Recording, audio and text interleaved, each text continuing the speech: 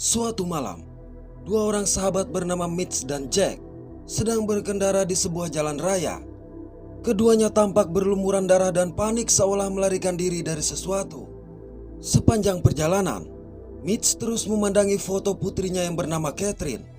Tak berselang lama, Mitch secara tidak sengaja menatap makhluk aneh yang melayang di kejauhan. Kendati pemandangan itu membuatnya takut, Mitch tetap tidak memberitahukannya kepada Jack. Sesaat kemudian, mereka memasuki wilayah selatan tanpa nama di antah berantah. Mereka lantas berhenti pada sebuah kafe yang ada di pinggir jalan. Di sana seorang kasir bernama Sutter menyambut kedatangan mereka dengan dingin. Bahkan setelah Jack memberikan sejumlah uang, Jack lalu membersihkan diri di toilet. Namun tanpa diduga, bayangan mengerikan yang muncul di cermin itu sempat menyerang Jack. Tapi seketika itu juga langsung menghilang.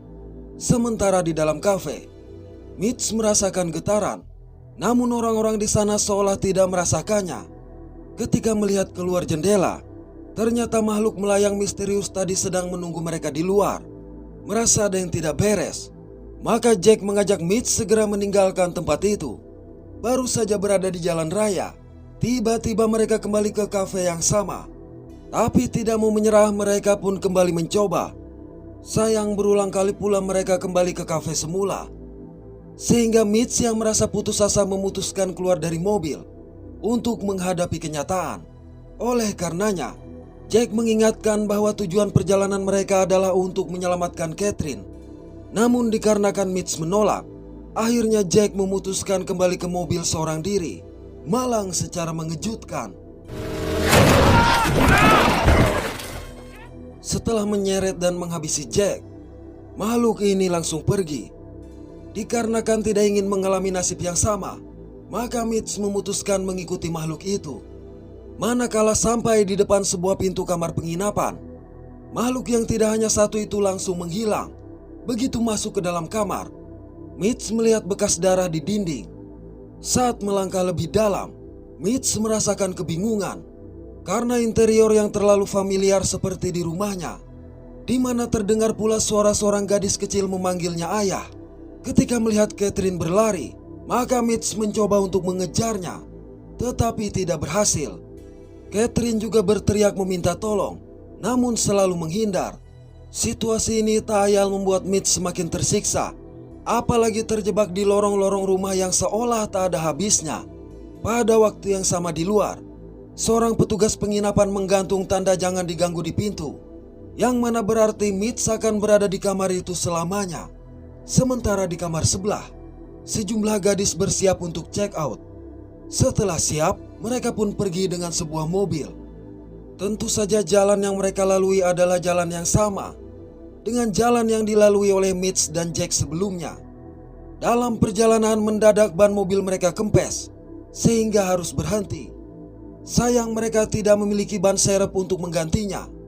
Oleh karena itu, gadis bernama Kim, Ava dan Sadie mencoba menghubungi teman mereka untuk meminta bantuan. Tapi hal itu tidak berhasil dilakukan. Bahkan GPS juga tidak bisa mendeteksi lokasi mereka. Alhasil mereka memutuskan untuk menunggu kendaraan yang melintas. Setelah berjam-jam menunggu, akhirnya sebuah mobil mendekat.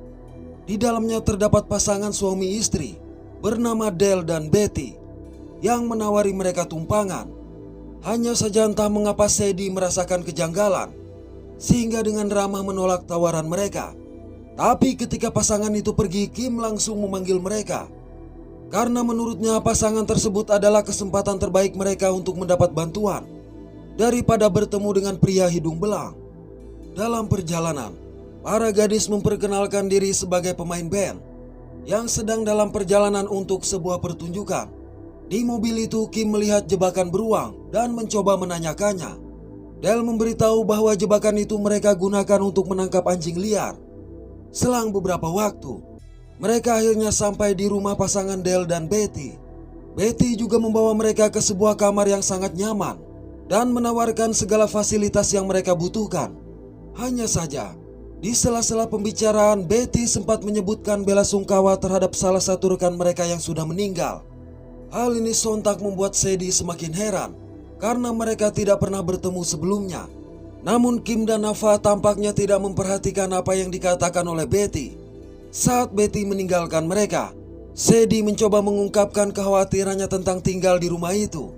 Tapi Ava dan Kim malah memintanya tenang. Pada malam hari, sebuah keluarga yang terdiri dari ayah bernama Raymond dan istri bernama Bunny, serta dua anak kembar mereka datang untuk makan malam. Sebelum makan, mereka bergandengan tangan dalam doa yang terdengar aneh. Dan ketika Ava mengucapkan amin, kedua keluarga itu terlihat tidak senang. Mereka disajikan daging panggang di atas meja. Namun Sadie yang mengaku sebagai vegetarian terpaksa menolak dengan sopan. Kali ini Sadie kembali dibuat heran karena salah satu anak Raymond dan Bunny mengetahui tentang rekan mereka yang telah meninggal. Tapi Ava dan Kim sekali lagi tidak terganggu dengan hal itu, walaupun Bunny sempat menegur anaknya tersebut. Setelah makan malam, Ava bersiap untuk mandi air hangat. Namun ia tidak menyadari ada bayangan misterius yang mengintipnya dari balik jendela. Sementara itu, Sadie mengungkapkan pemikirannya tentang ketidaknyamanan di rumah tersebut kepada Kim. Terlebih mereka harus melanjutkan perjalanan untuk datang tepat waktu ke pertunjukan mereka. Anehnya, Kim tiba-tiba menyalahkan Sadie atas kematian rekan mereka. Menurut Kim, rekan mereka tersebut tewas akibat Sadie meninggalkannya. Sejurus kemudian Kim mendadak memuntahkan cairan hitam. Bahkan ketika Sadie memanggil Ava, ternyata Ava juga tengah memuntahkan cairan serupa di toilet. Oleh sebab itu, dengan panik Sadie ke ruang tamu untuk meminta bantuan. Sayang keluarga itu malah menanggapinya dengan santai, dengan mengatakan itu adalah hal biasa bagi pendatang baru. Del kemudian menuangkan 2 gelas cairan putih yang dia berikan kepada Ava dan Kim. Setelah menenggak cairan itu, Ava dan Kim terlihat mematung dengan tatapan kosong. Tapi mereka meminta Sadie tetap tenang. Saat keluarga itu keluar dari kamar, Ava dan Kim mulai bertingkah aneh dan menolak meninggalkan rumah, serta kembali menyalahkan Sadie atas kematian rekan mereka. Mendengar ini, dengan kecewa Sadie mengurung diri di kamar mandi untuk menangisi kematian rekan mereka tersebut. Saat kembali ke kamar, Sadie begitu terkejut melihat si kembar yang berdiri di luar jendela. Merasa takut, maka Sadie berjaga di samping tempat tidur hingga akhirnya tertidur. Di dalam tidur ini, Sadie bermimpi melihat wajah menyeramkan rekan mereka yang telah meninggal, yang bernama Alex, di mana mimpi tersebut sontak membuat Sadie terbangun. Pada saat yang sama ia menyadari Ava dan Kim sudah tidak ada. Tatkala mengintip ke jendela, Sadie melihat teman-temannya berjalan mengikuti 2 keluarga ke arah api unggun. Sadie lantas menyaksikan kedua keluarga tersebut melakukan sebuah ritual. Di sana Del melukai telapak tangan mereka, lalu menggambar simbol di dahi Ava dan Kim menggunakan darah. Setelah simbol segitiga digambar, tampaklah mata Ava dan Kim yang bercahaya, sehingga membuat Sadie ketakutan. Malang secara tidak sengaja dia menginjak jebakan beruang. Kebisingan yang Sadie timbulkan tentu saja menarik perhatian mereka, hingga kedua teman Sadie berjalan ke arahnya. Melihat ini, terpaksa Sadie harus menghajar keduanya dan melepaskan diri dari jebakan, kemudian bergegas kabur. Sampai di sebuah gudang, Sadie juga masih harus bersembunyi dari kejaran mereka. Namun tiba-tiba, melihat kemunculan sosok Alex, sontak Sadie bertambah takut dan segera melarikan diri hingga sampai ke jalan raya dan melihat lampu mobil mendekat. Di dalam mobil tersebut terdapat seorang pria bernama Lucas yang sibuk mengobrol dan memandangi foto istrinya di ponsel. Akibat berkendara tidak fokus, akhirnya Lucas secara tidak sengaja menabrak Sadie yang berdiri di tengah jalan. Meski demikian, Lucas tidak kabur begitu saja. Melihat Sadie masih hidup, maka dengan cepat Lucas menghubungi 911. Tetapi Lucas tidak dapat memberitahu petugas di mana dia berada, dan bahkan tidak dapat mendeteksi lokasinya menggunakan GPS. Jadi petugas hanya dapat menghubungkannya dengan layanan medis darurat. Tak berselang lama, seorang petugas medis bersertifikat tersambung padanya. Petugas ini menuntut Lucas untuk mendeskripsikan kondisi Sadie. Dikarenakan Lucas tidak dapat menyebutkan lokasinya, maka petugas itu memintanya mengantarkan Sadie ke kota terdekat. Walaupun ragu untuk memindahkan orang yang mengalami kecelakaan, Lucas terpaksa harus melakukannya. Lukas kemudian berkendara dengan panik menuju arah selatan hingga memasuki sebuah kota yang tampak sepi. Tak berselang lama, Lukas tiba di sebuah rumah sakit lokal dan segera membawa tubuh Sadie masuk untuk meminta bantuan. Sayang tidak ada satu orang pun yang merespon karena ternyata rumah sakit itu juga telah ditinggalkan dan berantakan. Sembari terus berkomunikasi dengan petugas di telepon, Lukas akhirnya menemukan sebuah ruang operasi dan terpaksa membaringkan Sadie di sana tanpa tahu apa yang harus dilakukan. Lukas mendengarkan petugas yang menginstruksikannya untuk memasukkan selang melalui mulut Sadie dan menemukan posisi yang tepat. Tapi hal ini malah menyebabkan Sadie semakin parah, di mana tiba-tiba suara seorang pria menggantikan suara petugas tadi dan mengaku sebagai ahli bedah. Suara itu meminta Lukas untuk menekan paru-paru Sadie secara manual untuk membuatnya tetap bernafas. Guna melakukan itu, Lukas harus membuat sayatan tepat di bawah tulang rusuknya dan berusaha mencari posisi paru-paru yang dimaksud. Naas begitu Lukas menekan paru-parunya, seketika itu pula Sadie langsung berlalu. Parahnya, tiba-tiba suara di telepon justru menertawakan Lukas. Jadi Lukas segera membuang ponselnya tersebut dan langsung meninggalkan ruang operasi. Tapi suara itu terus mengikutinya. Sialnya lagi, sekarang pintu keluar juga terkunci dengan kaca yang tidak dapat dipecahkan. Dalam kondisi frustasi, Lukas mendapati sang istri menghubunginya. Namun saat panggilan itu diterima, rupanya yang berbicara adalah petugas medis dan ahli bedah sebelumnya. Lukas berkata dirinya tidak pantas menerima semua itu. Dan anehnya, mereka pun tidak menyalahkan Lukas dan setuju untuk membiarkan Lukas keluar dari rumah sakit. Selain itu, mereka memberi Lukas akses ke pakaian baru serta mobil baru, sehingga seolah-olah tidak terjadi apa-apa. Awalnya Lukas merasa ragu, tetapi dari telepon, petugas meyakinkan bahwa dia tidak perlu mengkhawatirkan peristiwa yang telah terjadi. Setelah Lukas mematikan sambungan telepon, terlihat seorang wanita bernama Sandy yang keluar dari sebuah telepon umum dan selama ini mengaku sebagai petugas kepada Lukas. Sandy kemudian berjalan ke sebuah bar terdekat. Saat Sandy memesan minuman, sang bartender bernama Al menegurnya lantaran tidak menutup pintu dengan benar. Hal ini menyebabkan pertengkaran di antara mereka hingga seorang pengunjung bernama Warren ikut membela Al. Bersama dengan itu, seorang pria bersenjata bernama Danny menerobos masuk. Ia lantas menunjukkan foto sang adik yang bernama Jesse kepada mereka dan memaksa mereka memberitahu di mana Jesse berada. Saat melihat tato di tangan Al, Danny pun mencoba menanyakannya. Sayang tanpa ia sadari tangan Warren berubah dengan cakar yang panjang. Lalu secara mengejutkan,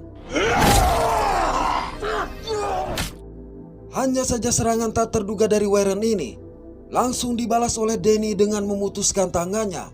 Kemudian untuk terakhir kalinya Danny bertanya kepada mereka apakah mereka tahu di mana Jesse berada, dan Al mengiyakannya. Oleh sebab itu Danny memaksa Al untuk mengantarkannya. Beberapa waktu berselang, keduanya sampai di sebuah kedai es krim.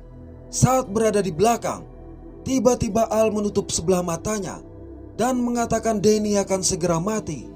You're fucked, Danny. Anehnya lagi, tato mata di tangan Al ikut berkedip ketika dia mengedipkan matanya. Setelah itu, Al mengajak Danny masuk melalui sebuah pintu rahasia di mana terdapat dua orang tengah duduk menunggu antrian. Selanjutnya pada sebuah ruangan, Danny melihat Jesse yang sedang membuat tato di punggung seseorang.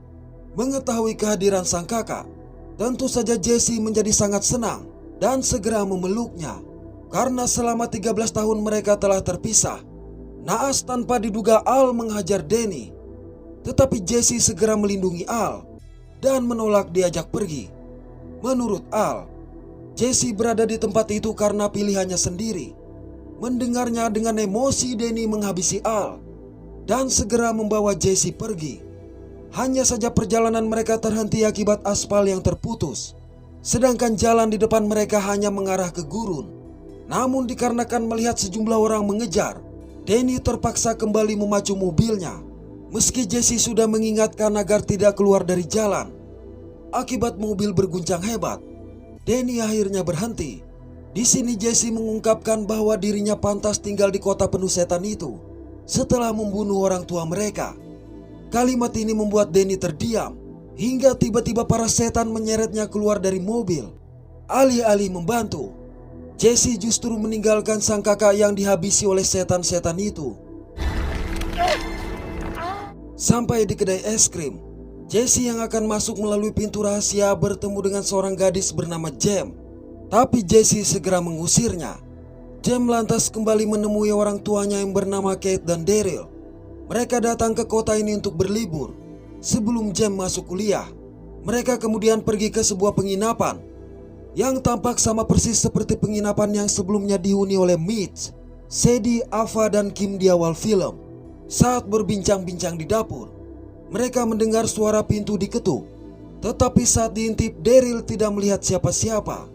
Tak lama kemudian ketukan kembali terdengar di sudut lain dari penginapan. Akibat hal ini, Daryl memerintahkan Kate menghubungi polisi. Ternyata dari jendela, Daryl melihat seorang pria berdiri menatap tempat mereka. Dan ketika ia melihat kembali, tiba-tiba Dad? Daryl? kemunculan pria bertopeng yang berdiri tepat di depan jendela ini sontak membuat Daryl terkejut.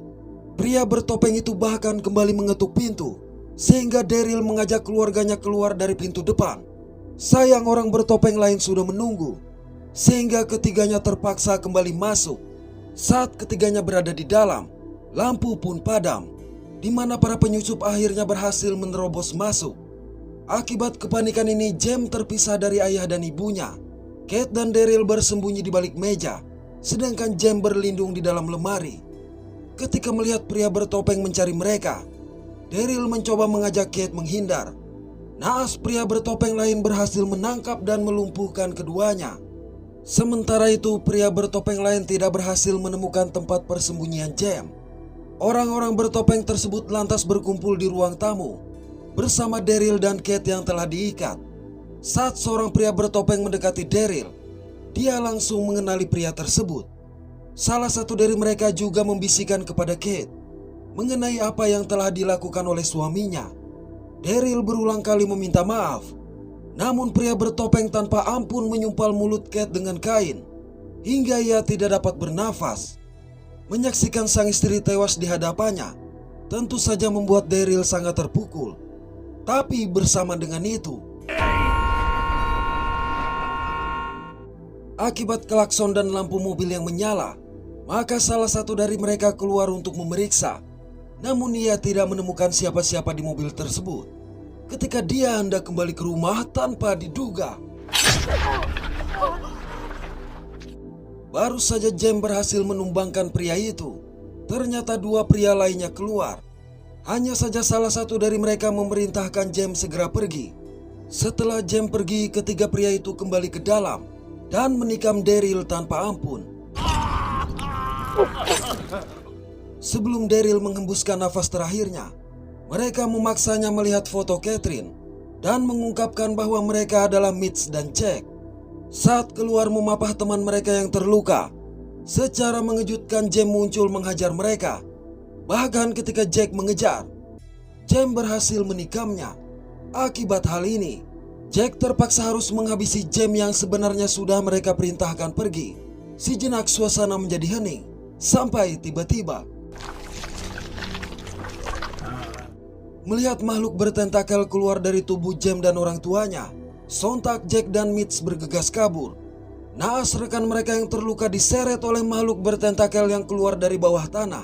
Dikarenakan tidak dapat melakukan apa-apa, akhirnya Mitch dan Jack segera melarikan diri.